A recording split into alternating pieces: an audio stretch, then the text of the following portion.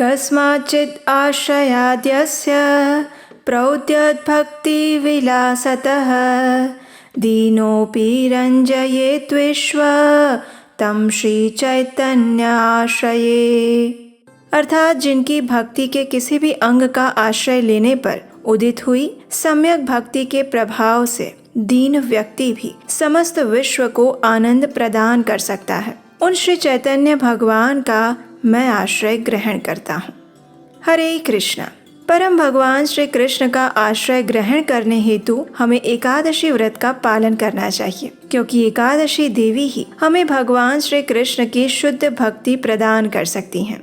इस कलयुग के समय में सरल उपाय यही है कि हम हरे कृष्ण महामंत्र का अधिक से अधिक जप करें और एकादशी जैसे व्रतों का पालन करें। उसी से हमारे आध्यात्मिक जीवन में प्रगति हो सकती है। जो भी मनुष्य आध्यात्मिक जीवन में आगे बढ़ना चाहते हैं उन्हें इस व्रत का पालन अवश्य करना चाहिए। और ऐसी ही एक परम मंगलाकारी एकादशी है उत्पन्ना एकादशी, जिस दिन एकादशी देवी का स्वयं प्रादुर्भाव हुआ था। तो चलिए आज के इस वीडियो में हम देखते हैं कि आखिर इस वर्ष की उत्पन्ना एकादशी कब आ रही है, इस तिथि का प्रारंभ कब होगा, इसकी पूर्णाहुति कब हो रही है और साथ ही इसका पारण करने का समय क्या रहेगा। इस बार की एकादशी को लेकर अनेक संशय हैं कि इस बार की एकादशी का पालन 26 को करें या फिर 27 को।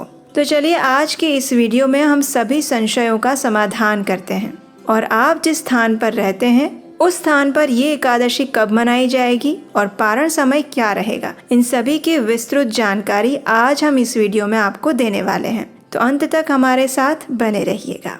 मार्गशीर्ष मास के कृष्ण पक्ष में आने वाली उत्पन्ना एकादशी अत्यंत पवित्र और भगवान श्री कृष्ण की कृपा प्रदान करने वाली है। ये एकादशी इस वर्ष 26 नवंबर 2024 मंगलवार के दिन आ रही है। इस दिन प्रातः ब्रह्म मुहूर्त का समय रहेगा 5:27 पर और सूर्योदय होगा 7:03 पर। एकादशी तिथि इस बार आरंभ हो रही है 25 नवंबर रात को 1:01 पर और पूर्ण होगी 26 नवंबर रात को 3:47 पर।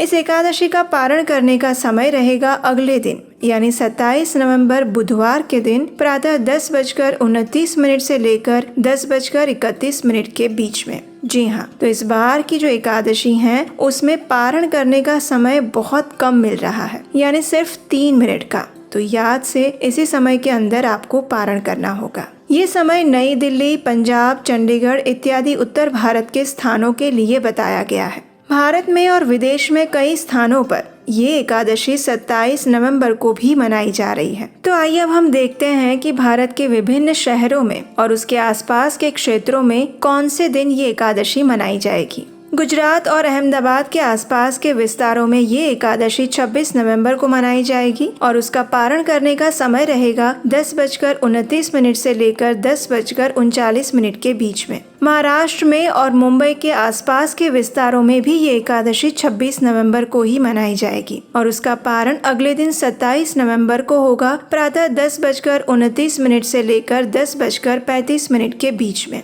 चेन्नई, बेंगलुरु इत्यादि दक्षिण भारत के स्थानों पर ये एकादशी इस बार 27 नवंबर को मनाई जा रही है और इन स्थानों पर अगले दिन पारण करने का समय रहेगा प्रातः 6:25 से लेकर 6:26 के बीच में, यानी सिर्फ 1 मिनट के लिए यहाँ पर आपको पारण समय मिल रहा है। वाराणसी में भी ये एकादशी 27 नवंबर को मनाई जाएगी, जिसमें पारण करेंगे 28 नवंबर को प्रातः 6:25 से लेकर 6:26 के बीच में। गंगटोक और आसपास के उत्तर पूर्वी राज्यों में 27 नवंबर को ये एकादशी मनाई जाएगी और 28 नवंबर को पारण करने का समय रहेगा प्रातः 6:06 से लेकर 6:26 के बीच में। ओडिशा के लिए भी एकादशी 27 नवंबर को मनाई जाएगी और पारण समय रहेगा 28 नवंबर को प्रातः 6:06 से लेकर 6:26 के बीच में। असम और उसके आसपास के क्षेत्रों में ये एकादशी 27 नवंबर को मनाई जाएगी और पारण होगा 28 नवंबर को प्रातः 5:51 से लेकर 6:26 के बीच में। छत्तीसगढ़, बिलासपुर और आसपास के क्षेत्रों में ये एकादशी 27 नवंबर को मनाई जाएगी और पारण होगा 28 नवंबर को प्रातः 6:22 से लेकर 6:26 के बीच में।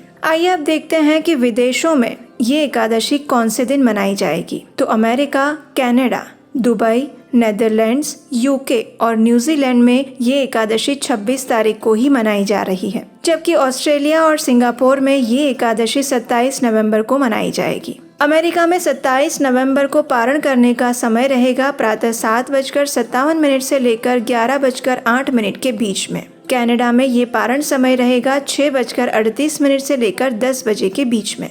ऑस्ट्रेलिया में पारण समय यानी कि 28 नवंबर को प्रातः 4:38 से लेकर 9:21 के बीच में किया जाएगा। दुबई में 26 तारीख को एकादशी मनाई जा रही है, इसलिए पारण किया जाएगा 27 नवंबर को प्रातः 8:59 से लेकर 10:19 के बीच में।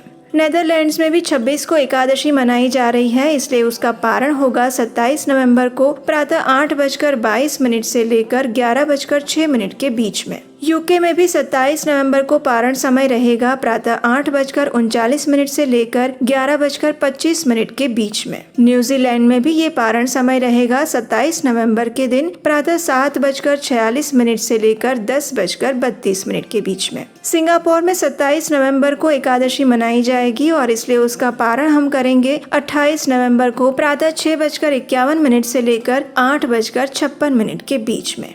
तो ये थे विदेश के कुछ महत्वपूर्ण और भारत के कुछ महत्वपूर्ण शहरों और स्थानों के विषय में संपूर्ण जानकारी। भविष्योत्तर पुराण में मार्गशीर्ष मास के कृष्ण पक्ष में आने वाली इस उत्पन्ना एकादशी की महिमा का वर्णन करते हुए कहा गया है कि भगवान विष्णु का भक्त जो दिन रात दूसरे भक्त के मुख से भगवान से संबंधित इन सर्व मंगलकारी एकादशी की महिमा को सुनता है, वो परम पद को प्राप्त करता है। वो भगवान के लोक में जाकर 10 करोड़ कल्पों तक निवास करता है। जो व्यक्ति एकादशी की महिमा के बारे में एक भी वाक्य सुनता है, वो ब्राह्मण हत्या जैसे महापापों से भी मुक्त हो जाता है और उसमें कोई संदेह नहीं है। अनंत काल तक भगवान श्री कृष्ण की सेवा और भक्ति प्राप्त करने हेतु एकादशी के दिन व्रत रखने से उत्तम मार्ग कोई और नहीं है। इस दिन उत्तम भोजन, पुष्प आदि से भगवान श्री कृष्ण की पूजा करनी चाहिए। अपने घर में भगवान को शुद्ध भक्ति भाव से दीप अर्पित करना चाहिए। अन्न और जल का त्याग करके आनंद पूर्वक भगवान की महिमा का गान करना चाहिए।